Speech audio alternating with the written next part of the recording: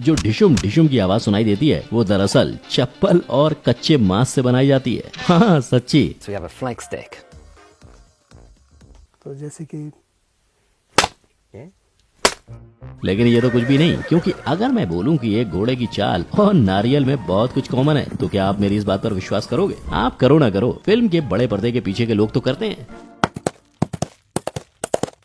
लेकिन इससे पहले कि मैं आपको इसका राज बताऊं, एक बात बताओ, अगर आपको कोई बोल दे कि बारिश की आवाज को रिकॉर्ड करना है तो आप सबसे पहले क्या रिकॉर्ड करोगे? असली बारिश या नलके से बह रहे पानी को? राइट। अब अगर आपने ये दो बातें सोची तो आप पूरे के पूरे गलत हो, क्योंकि मूवीज में बारिश की आवाज रिकॉर्ड करने के लिए नमक और शक्कर का इस्तेमाल किया जाता है। लेकिन कैसे? वेल, ऐसे ही आवाजों के पीछे का सच हम जानेंगे। नंबर 1, घोड़े जैसी चाल। एक बात बताओ, जब भी आप ये आवाज सुनते हो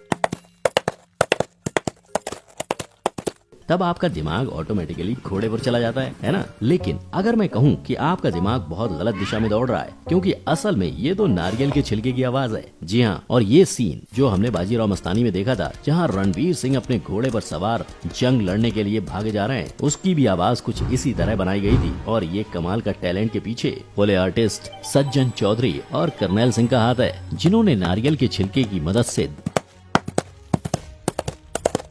इस दमदार सीन को और दमदार बना दिया। लेकिन सिर्फ नारियल से काम नहीं ना बन पाएगा, क्योंकि जैसा कि आप देख सकते हो, वो घोड़ा कोई कंक्रीट के सड़क पर तो टहल नहीं रहा है, बल्कि वो तो जंग के मैदान पे दौड़ता हुआ दिखाई दे रहा है। इसलिए इस आवाज की हूबहू नकल करने के लिए इन्होंने बड़ी चालाकी से मिट्टी पर पड़ रहे घोड़े के कदम की नकल नमक से की थी। मड होना चाहिए यहाँ पर, तो हम लोग मड का फील देने के लिए सॉल्ट का इस्तेमाल करते हैं।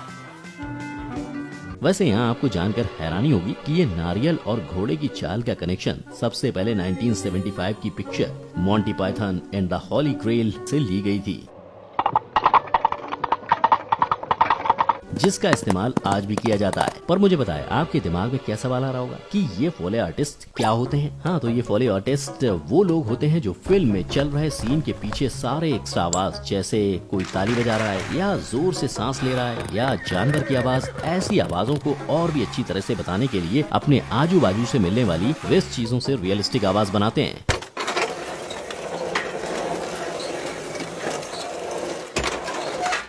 इन्हीं आवाजों की कारीगरी करने में लगभग 1 से 6 लाख तक का भारी भरकम खर्चा प्रोड्यूसर को लगता है। लेकिन आखिर क्यों एक मूवी पर अलग से इतना सारा खर्च करके इन अतरंगी चीजों का इस्तेमाल किया जाता है, जब टेक्नोलॉजी इतनी एडवांस हो चुकी है? तो भाई, इंडस्ट्री के लोगों की माने तो चाहे जितने भी नए और आधुनिक साउंड टेक्नोलॉजीज क्यों ना आ जाएं, एक लाइव साउंड रिकॉर्ड करके मूवी में इस्तेमाल करने का इफेक्ट कुछ अलग ही होता है।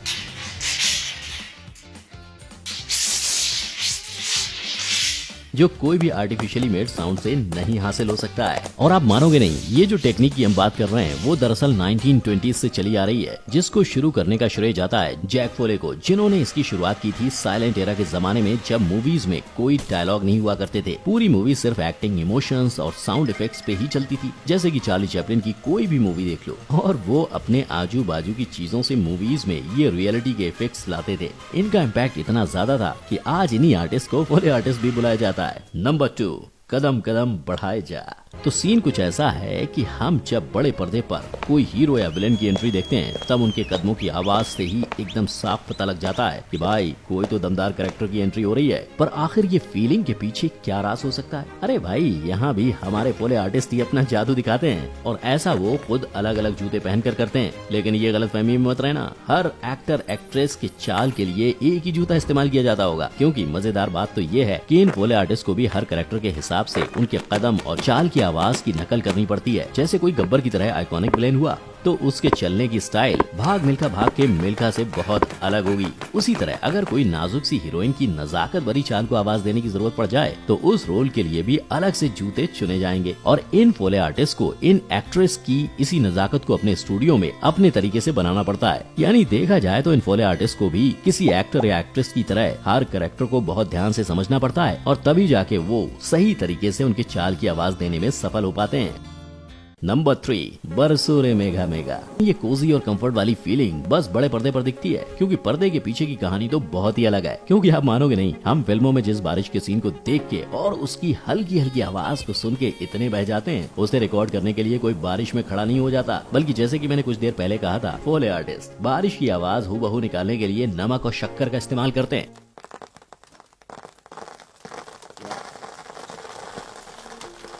और सिर्फ इतना ही नहीं, उन लोगों को इस बात का भी ख्याल रखना पड़ता है कि फिल्म के सीन में बारिश कितनी तेजी से गिर रही है या फिर हल्की हल्की ही गिर रही है। यानी इन्हें हर उस बात का ख्याल रखना होता है जिस बात पर शायद किसी दर्शक का ध्यान भी न जाता होगा। नंबर 4, नादान परिंदे। अच्छा तो दर्शकों, एक बात बताओ, क्या आपने कभी किसी पंछी और अपने वॉलेट में कोई भी समानता देखी है? आई एम श्योर आपने नहीं देखी होगी, पर हमारे कमाल के पोले आर्टिस्ट को ये समानता दिखाई देती है। अब इससे मेरा मतलब ये है कि जब भी कोई फिल्म में पक्षी या परिंदे को उड़ने या उसके पंखों को फड़फड़ाने की आवाज को बताना होता है, तब ये पोले आर्टिस्ट और कहीं नहीं बल्कि अपने पीछे की पॉकेट में ही हाथ डालते हैं।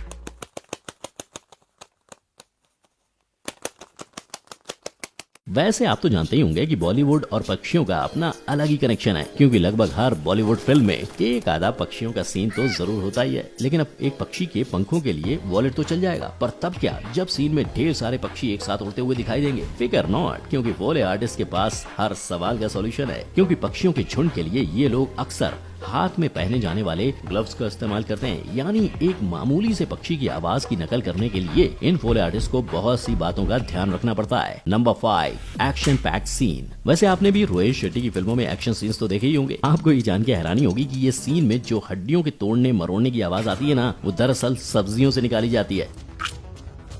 जी हाँ, दरअसल फ्रिज में पड़े हुए गोभी को अगर माइक्रोफोन के सामने कुचला जाए तो एकदम डिट्टो हड्डियों के टूटने की आवाज आएगी। यही नहीं, ऐसे और भी तरीके हैं जिससे हड्डी के मरोड़ने की आवाज निकाली जाती है, जैसे सेलरी या फिर कच्चे पास्ता से भी। वैसे ये तो बात हुई हड्डियों की, पर अगर तुम किसी फाइटिंग सीन को देखो तो सिर्फ हड्डियां तो नहीं टूटी है ना, विलेन और हीरो के बीच में एक आधा मुक्का और लात भी पड़ ही जाती है। इन पंचिंग और किकिंग के सीन्स में आवाज डालने के लिए ये लोग अपने आप को ही पीट लेते हैं। और आप मानोगे नहीं, कभी कभी अगर सीन में एकदम दमदार पंच को दिखाना पड़ जाए तो ये लोग कच्चे मांस का भी इस्तेमाल कर लेते हैं। अब इससे होता क्या है, ये मांस को पंच करने से जो आवाज निकलती है वो हूबहू किसी को सच्ची में पंच कर रहे हो वैसी लगती है। अब पंच तो थोड़ा इंटेंस हो गया। मान लो कि साधारण से थप्पड़ वाले सीन पर आवाज डालनी पड़ जाए तो ये पोले आर्टिस्ट चप्पल से अपना काम चला लेते हैं। वहीं अगर कोई जंग का सीन दर्शाना है, जैसे अगर हम बाजीराव मस्तानी के सीन की बात करें, तो पोले आर्टिस्ट अपने पास मौजूद अलग अलग प्रॉप्स की मदद से उस सीन को और बेहतर बना देते हैं। बेसिकली इन सारी चीजों से एक बात तो एकदम क्लियर हो जाती है कि बस मूवी बना देने से काम खत्म नहीं हो जाता,